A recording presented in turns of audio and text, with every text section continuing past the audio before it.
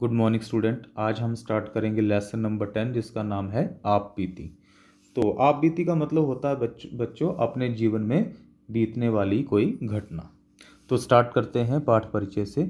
जीवन में कुछ पल ऐसे आते हैं जो हमारी स्मृति में अंकित रह जाते हैं। स्मृति मतलब यादों में अंकित रह जाते हैं। ऐसे क्षण हमें वर्षों बाद भी गुदगुदाते रहते हैं, मतलब हंसाते रहते हैं। अपने को पीटी उषा से कम कभी मैंने माना नहीं। मेरी टांगें पीटी उषा की टांगों जितनी लंबी नहीं हैं, पर इन छोटी टांगों से भी मैं वह करिश्मा कर सकती हूँ। ऐसा बोलती है। कौन बोल रही है यहाँ पे? लेखिका बोल रही है। करिश्मा का अर्थ होता है बेटा चमत्कारपूर्ण कार्य। जो पीटी उषा कर सकती है, लंबी छलांग लगाने का शौक जितना उसे है, मतलब पीटी उषा को है उतना ही मुझे भी है, ऐसा बोल रही है लेखिका। ऐसा बोल रही है। यहाँ पे फलांग लिखा हुआ है बच्चों, इसको सही कर लेना। यहाँ पे छलांग आएगा। वह प्योली एक्सप्रेस है तो मुझे जानने वाले मुझे राजधानी एक्सप्रेस से कहीं कम नहीं समझते। बेटा ये प्योली जो एक्सप्रेस है और साथ में राजधानी एक्सप्रेस, ये जो दोनों नाम लिखे हुए हैं ट्रेन्स के हैं। जितनी तेज़ी से वह पलक झपकते ही पास से गुजर जाती है, ट्रेन के बारे में बोल रही है, उसी प्रकार पलक झपकने का मुहावरा मुझ पर भी चरितार्थ होता है। बेटा पलक झपकने का मतलब यहाँ पे होता है थोड़े समय में ही। इस तेज गति के कारण ही इस तेज गति के कारण उसे यहाँ इतने तमगे मिले हैं। ये बोल रही लेखिका बोल रही है कि तेज गति के कारण जो है पीटी उषा को बहुत सारे मेडल मिले हैं, वहाँ मुझे भी इतने तमगे मिले हैं। मतलब मुझे भी यहाँ पे क्या है, बहुत सारे मेडल मिले हुए हैं। कैसे मेडल मिले हैं? दर्द के मिले हैं और चोट के। आगे पता लगेगा कि ये मेडल किस तरह के हैं। उन्हें मैंने अपने दिल पर उसी प्रकार सजा रखा है जिस प्रकार पीटी उषा अपने तमगों को अपने घर की प्रदर्शन मंजूषा में सजाती है। प्रदर्शन मंजूषा मतलब अपने घर के शोकेस में सजाती है। अब आप ही बताएं मैं कहाँ हूँ किसी से कम। अब आप लोग ही बताओ कि मैं किसी से कैसे कम हूँ। मेरी स्मृतियों के इतिहास में यूं तो बहुत से किस्से दबे हुए हैं, परंतु एक किस्सा आपको सुनाती हूँ। यहाँ पे बोलता है मेरी स्मृतियों, मतलब मेरी यादों का जो इतिहास है, यादों की जो हिस्ट्री है, उसमें बहुत सारी कहानियाँ जो हैं दबी हुई हैं। किससे मतलब कहानियाँ। परंतु एक कहानी जो है, एक किस्सा जो है आपको सुनाती हूँ। उन दिनों मैं कार्यालय में काम करती थी, मतलब ऑफिस में काम करती थी।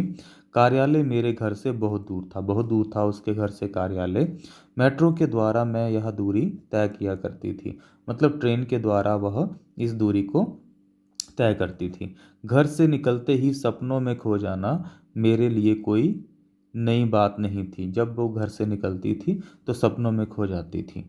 वैसे ही जैसे पीटी उषा किसी प्रतियोगिता को जीतने का सपना देखते हुए दौड़ लगाती है। प्रतियोगिता मतलब कंपटीशन। उसी प्रकार मैं भी दिन में सपने देखती और उनके साकार होने का इंतज़ार करती रहती थी। मैं एक प्रकार से दिवा स्वप्न की अभ्यस्त हो चुकी थी। दिवा स्वप्न होता है बेटा हवाई किले बनाना, ठीक है, उसको बोलते हैं दिवा स्वप्न, मतलब हवा में ही इमारतें बनाना। अभ्यस्त मतलब आदी हो चुकी थी। दिवा स्वप्न में चलते चलते मेट्रो की सीढ़ियाँ कब चढ़ जाती मुझे स्वयं को भी पता नहीं चलता। चलो बेटा अब नेक्स्ट पेज पे चलते हैं। मेट्रो स्टेशन के अंदर प्रवेश करने के लिए सीढ़ियां जहां से शुरू होती थीं, वहां एक लोहे का मजबूत बोर्ड लगा हुआ था। ऐसा बोर्ड आपने अक्सर देखा होगा जिन पर विधायकों के नाम लिखे, विधायकों मतलब एमएलएस के नाम लिखे होते हैं, या यह कार्य किसने करवाया, कार्य प्रगति पर है। कार्य प्रगति पर है मतलब कार्य तरक्की पर है आदि लिखा होता है। सीढ़ियों के सामने रास्ते के बिल्कुल बीचों बीच लगे इस बोर्ड पर हमारे इलाके के विधायक का नाम लिखा था। बोर्ड मेरे कद से थोड़ा सा ही ऊंचा था। अपने आप चलने की अपने आप चलने की अभ्यस्त मेरी टांगें इस बोर्ड के इधर उधर से गुजरकर अपने आप सीढ़ियाँ चढ़ जाती थीं। बुरे दिन आते हैं तो पता ही नहीं चलता।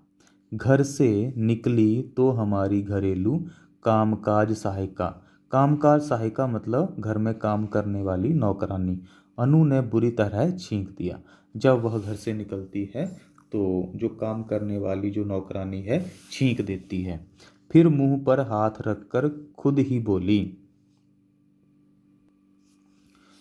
अरे जीजी, जीजी मतलब बड़ी बहन, यह तो अपशकुन हो गया। रुक जाइए, अभी मत जाइए। झट से चीनी का डिब्बा उठा लाई, चम्मच भर चीनी मेरे मुंह में डालकर बोली, अब जाइए। मैंने उससे पूछा, क्या अपशकुन खत्म हो गया?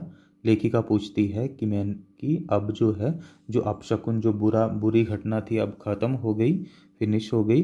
हाँ जी, मीठा खाकर जाने से तो और भी दिन शुभ होता है, ऐसा नौकरानी कहती है उसको। मैंने बोला, चाहे किसी को शुगर की बीमारी हो जाए उसकी तुम्हें चिंता नहीं, ऐसा कहती है लेखिका। किसको? नौकरानी अनु को। आप भी कैसी बातें करती हैं? नहीं जी, ऐसा नहीं कहते। मुझे देर हो रही थी, मैंने ज़्यादा बहस करना उचित नहीं समझा। मुंह में चीनी की चाशनी बनाते मैंने घर से बाहर कदम बढ़ाया। वह मुझे छोड़ने दरवाजे तक आई। कौन आई? नौकरानी आई। दरवाजे से दायां कदम बाहर रखिए। दायां मतलब राइट, जो पैर है उसको बाहर रखिए। उसने मुझे सुझाव दिया, मतलब उसने सलाह दी। किसको? लेखिका को। अनजाने ही ना जाने क्यों मेरा दायां पैर दरवाजे की देहरी के बाहर निकल आया। देहरी मतलब दहलीज। जैसे ही नीचे रखने लगी कि अनु की भयंकर चीख ने मेरा पैर अंगद के पांव की भांति वहीं जमा दिया। अंगद ये जो कैरेक्टर है ये आया हुआ है कहाँ पे? रामायण में आया हुआ है। और राम का दूत बन के जो है पैर जमा देता है कहाँ पे? रावण की सभा में। आगे बोलता है, मैंने घबराकर देखा, वह डरी सहमी सामने की ओर देखते हुए लगातार राम राम का जाप कर रही थी। मैंने थरथर कांपती अनु को छोड़ सामने देखा। एक काली बिल्ली। लेखिका सामने देखती है एक काली बिल्ली जो अभी अभी मेरा रास्ता काट गई थी, बैठी मुंह साफ कर रही थी। मैंने कहा, बिल्ली है, उसे भी तो आने जाने का रास्ता चाहिए। अनु ने मुझे ऐसे देखा जैसे अंतिम बार देख रही हो। उसने मुझे इतनी बुरी तरह खींचा कि मैं गिरते गिरते बची, ऐसा लेखिका बोल रही है। अंदर ले जाकर उसने मुझे पकड़कर कुर्सी पर बैठाया और झट कटोरी में दही ले आई। अनु ले आई दही उसके लिए। यह क्या है? मैंने बुरा सा मुंह बनाकर पूछा। यह दही है, शुभ काम के लिए शुभ काम के लिए जाते समय इसे अवश्य खाइए। इसे खाने से सभी काम सफल होते हैं। अच्छा, बिल्ली रास्ता तो नहीं काटेगी, ऐसा कौन बोल रही है? लेखिका बोलती है, बिल्ली तो क्या, कोई भी आपका रास्ता नहीं काट पाएगा, ये नौकरानी कहती है। अच्छा, इससे सारे अपशकुन भी खत्म हो जाएंगे, नौकरानी कहती है। हाँ बिल्कुल ख़त्म हो जाएंगे। तो बच्चों यहाँ तक जो है आपने कंप्लीट करना है और इसके बाद जो है हम अगला जो भाग होगा उसमें आधा जो लेसन है उसको कंप्लीट कर लेंगे। धन्यवाद।